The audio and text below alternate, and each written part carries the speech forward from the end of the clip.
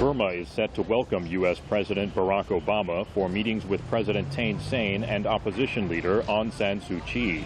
Newspaper seller Uzeya says the nation welcomes Mr. Obama and hopes his visit can help push moves toward democracy even further. I'm proud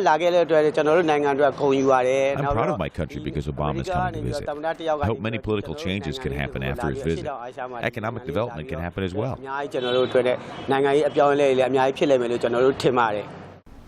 The historic trip will be the second time that Mr. Obama will sit down with the former political prisoner, now politician, Aung San Suu Kyi, and his first one-on-one meeting with Burma's president. A former prime minister in the country's military government, Thein Sein, and the opposition leader have driven reforms. And Mr. Obama's visit is intended to support their efforts. But the Asia Deputy Director for Human Rights Watch, Phil Robertson, says Mr. Obama's trip is premature. We still have hundreds of political prisoners in prison.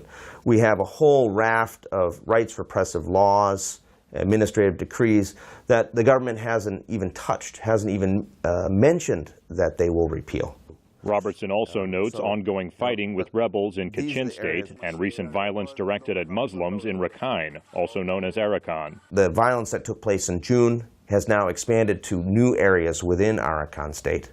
And there are still other areas where it could spread further unless action is taken, because the underlying forces here and the underlying root causes have not been addressed by the government. The director of Bangkok's Institute of Security and International Studies, Titanan Pongsatirak, says Mr. Obama's visit needs to strike a balance. The Obama administration has to show that reforms are rewarded. The lifting of sanctions and the re-engagement by the private sector of the U.S. Thein Sein has to show his people that there are some fruits from reform. Ton Lin On says his parents worked this juice stand for 30 years, and he hopes Mr. Obama's visit will bring more American investment and better jobs. I do not think his trip is too early. I think this is the right time. Now our country has already passed the transitional period.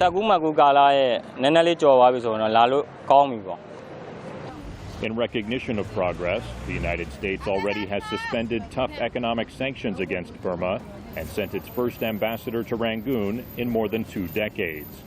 Daniel Schearf, VOA News, Rangoon.